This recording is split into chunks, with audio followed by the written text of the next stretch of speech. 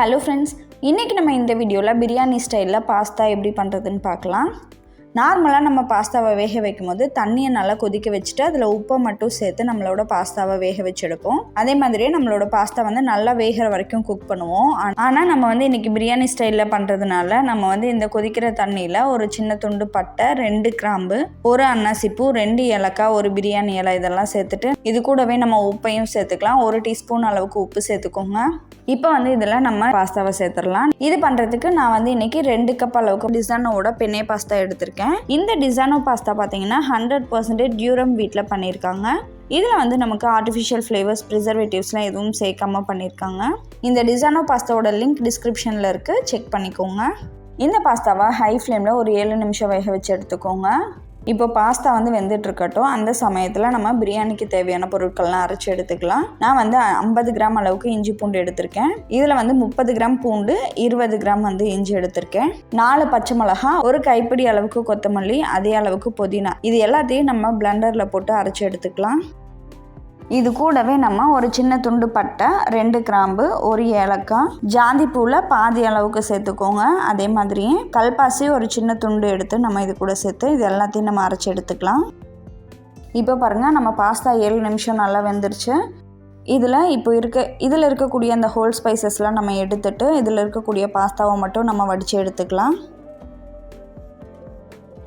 இப்போது அதே கடாயில் ஒரு 3 டேபிள் ஸ்பூன் அளவுக்கு எண்ணெய் ஊற்றிக்கோங்க.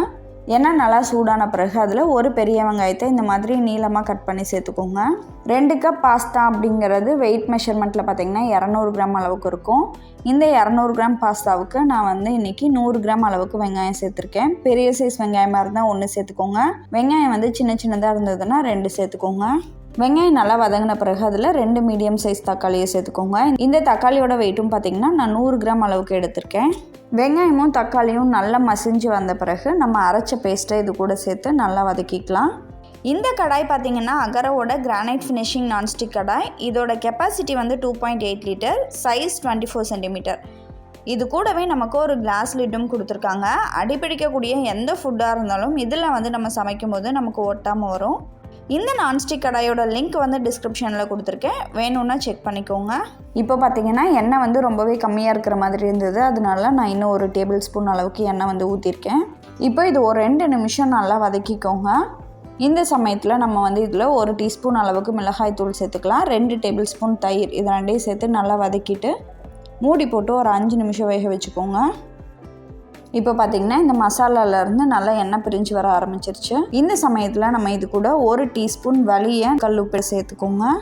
இது கூடவே 1/2 கிலோ அளவுக்கு சிக்கன் நல்லா க்ளீன் பண்ணிவிட்டு இது கூட சேர்த்துக்கோங்க. இந்த சிக்கனை இந்த மசாலாவோட சேர்த்து ஒரு 2 நிமிஷம் நல்லா கிளறி விட்டுட்டு 200 ml அளவுக்கு தண்ணியை சேர்த்து நல்லா கலந்து விட்டுருங்க. இந்த சிக்கனை ஒரு 10 நிமிஷம் நம்ம மூடி போட்டு வேக வச்சிடலாம். 10 நிமிஷம் நல்லா சிக்கன் வேக வச்சாச்சு. இடையில ஒரு 2 டைம் மூடியை ஓப்பன் பண்ணி நல்லா கிளறி விட்டுக்கோங்க.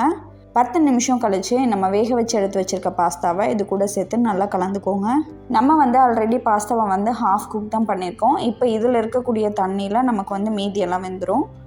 இப்போ ஒரு 5 நிமிஷம் இதை மூடி போட்டு அப்படியே சிம்மில் வச்சுருங்க. இடையில ஒரு டைம் ஓப்பன் பண்ணி இதில் இருக்கக்கூடிய தண்ணி நல்லா அப்சர்வ் ஆகிடுச்சா அப்படின்றத செக் பண்ணி ஒரு டைம் கிளறி விடுங்க. இப்போ பாருங்கள், நம்மளோட பிரியாணி ஸ்டைல் பாஸ்தா சூப்பராக ரெடி ஆகிடுச்சு. நீங்கள் இது வரைக்கும் இந்த மாதிரி பாஸ்தா ட்ரை பண்ணதில்லை அப்படின்னா கண்டிப்பாக ட்ரை பண்ணி பாருங்கள், ரொம்பவே சூப்பராக இருந்தது. இந்த வீடியோ உங்களுக்கு பிடிச்சிருந்ததுன்னா லைக் பண்ணிவிட்டு உங்களோட ஃப்ரெண்ட்ஸ் அண்ட் ஃபேமிலி கூட இந்த வீடியோவை ஷேர் பண்ணிக்கோங்க. நன்றி.